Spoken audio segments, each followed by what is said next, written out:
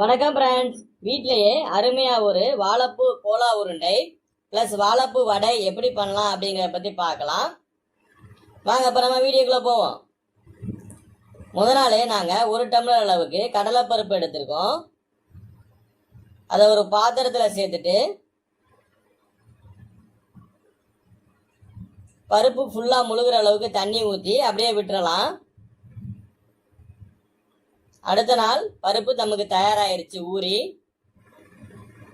ஒரு வாழைப்பூவை எடுத்து அதில் இருக்கிற நடுவில் இருக்கிற நரம்பை சுத்தமாக எடுத்துட்டு சின்ன சின்னதாக நறுக்கி அரிசி களைஞ்ச தண்ணியிலையும் அது கூட கொஞ்சோண்டு மோரையும் மிக்ஸ் பண்ணி நம்ம எடுத்து வச்சுருக்கோம். ஏன்னா அது ரொம்ப நேரத்துக்கு கருக்காமல் அப்படியே இருக்கும். இதை கொஞ்சம் ஓரமாக வச்சிடலாம்.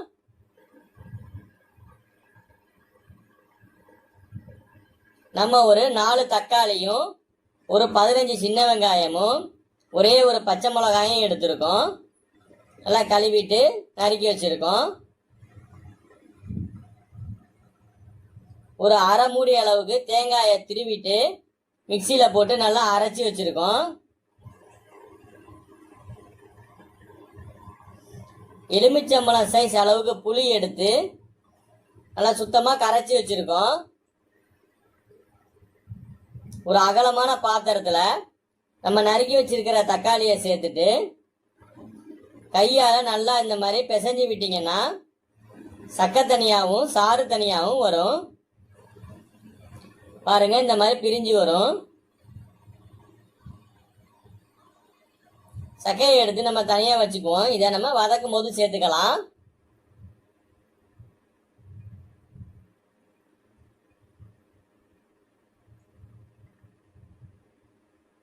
இப்போ நமக்கு தக்காளி சாறு தயாராகிருச்சு.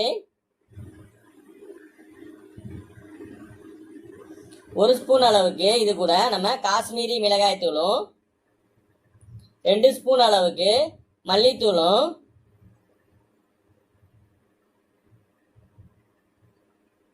1 ஸ்பூன் அளவுக்கு நம்ம வீட்டிலேயே அரைச்ச மிளகாய் தூளும்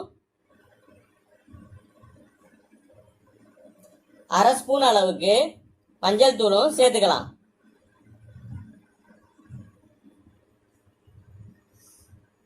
இப்போ நம்ம இதை புளி கரைச்சி வச்ச தண்ணியையும் ஆட் பண்ணி அது கூட நம்ம அரைச்சி வச்சிருக்க தேங்காயும் சேர்த்துக்குவோம்.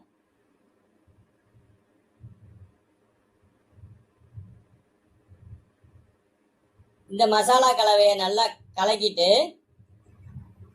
ஒரு ஓரமாக வச்சிடலாம்.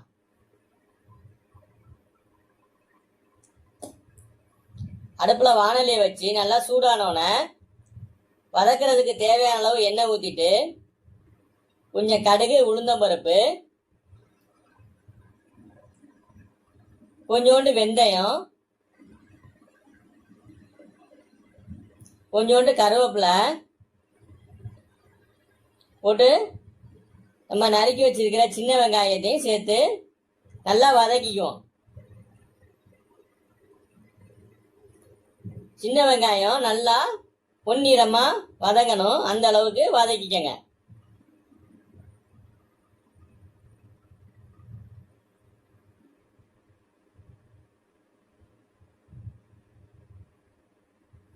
நம்ம எடுத்து வச்சிருக்கிற தக்காளி சக்கையும் அது கூட சேர்த்துக்கலாம். சேர்த்துட்டு நல்லா வதக்கணும் அந்த அளவுக்கு.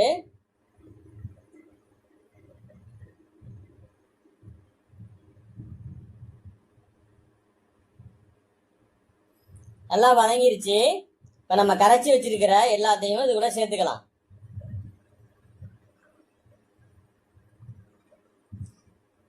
தேவையான அளவு உப்பை இந்த டைம்லேயே நம்ம சேர்த்துக்குவோம். நல்லா கரைச்சி விட்டோம்னா அப்படியே மூடி போட்டு ஒரு 5 நிமிஷம் வேக விட்டுறலாம். மூடி போட்டு வச்சிடலாம். கொஞ்ச நேரம் கொதிக்கட்டும். அந்த டைமில் நம்ம நறுக்கி வச்சிருக்கிற வாழைப்பூவை மிக்சி ஜாரில் சேர்த்துட்டு கொஞ்சம் திப்பியாக வர்ற அளவுக்கு அரைச்சி எடுத்துக்குவோம். தண்ணியை நல்லா புழிஞ்சிட்டு சேருங்க. பாருங்க, இந்த அளவுக்கு வந்தா போதுமானது. அதை நம்ம வேற ஒரு பாத்திரத்துல மாத்திட்டு ஊற வச்சு வச்சிருக்கிற கடலைப்பருப்பை இப்போ நம்ம மிக்ஸி ஜாரில் சேர்த்துட்டு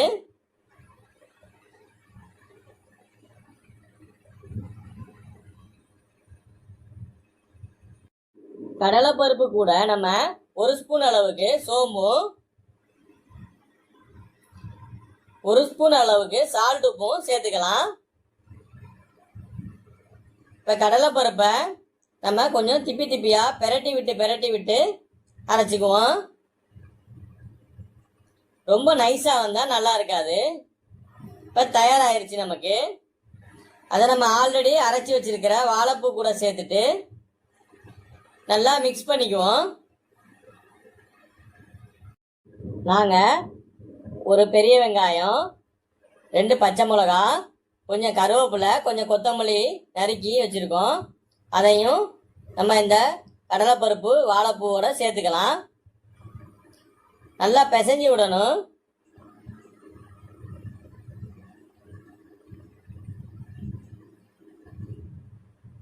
பாருங்க எப்படி பிசைகிறாங்கன்னு. அதே மாதிரி நீங்களும் நல்லா பிசைஞ்சு விடுங்க.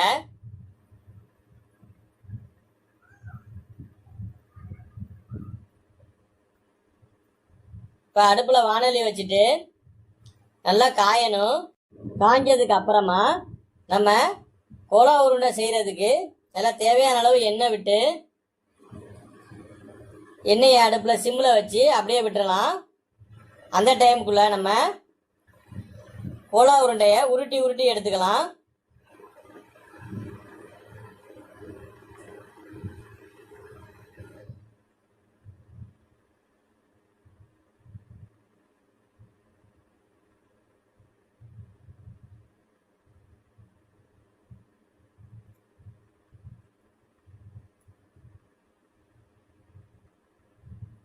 இப்போ எண்ணெய் ஓரளவுக்கு நல்லா காஞ்சிருச்சு.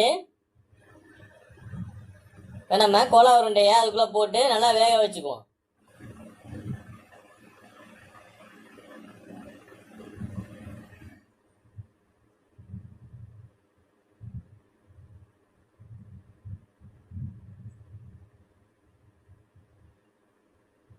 ஓரளவுக்கு நல்லா வெந்ததுக்கு அப்புறம் திருப்பி விடுங்க. அவசரப்பட்டு திருப்பி விட்டீங்கன்னா உடஞ்சிரும். இப்போ நல்லா வெந்துருச்சு. இப்போ நம்ம திருப்பி விட்டுக்கலாம்.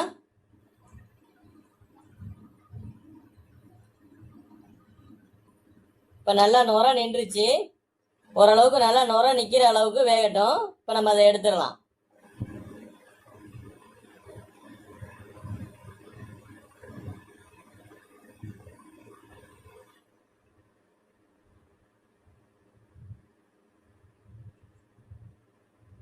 இப்போ நமக்கு மசாலா கலந்த குழம்பு தயாராக எண்ணெய் பிரிஞ்சு வந்துருச்சு. இதை லைட்டாக கிண்டி விட்டுட்டு நம்ம பொரிச்சு வச்சிருக்கிற கோலா உருண்டையை அது கூட சேர்த்துக்கலாம்.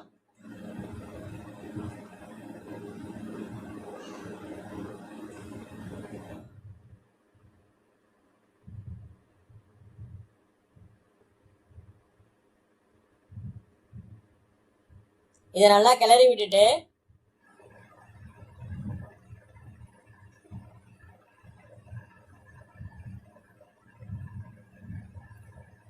மூடி போட்டு ஒரு 2 நிமிஷம் விட்டுறலாம்.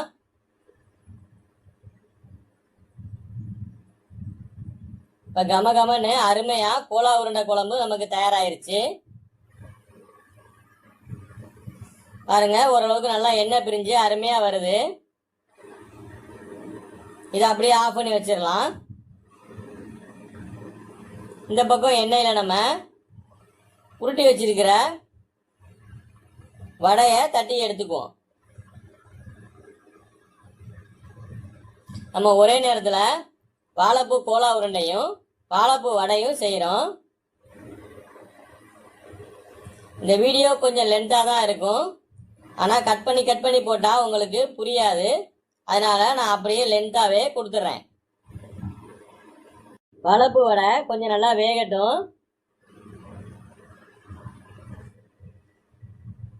இப்போ நமக்கு வாழைப்பூ வடை தயாராகிருச்சு. அதை நம்ம எடுத்து வச்சிடலாம்.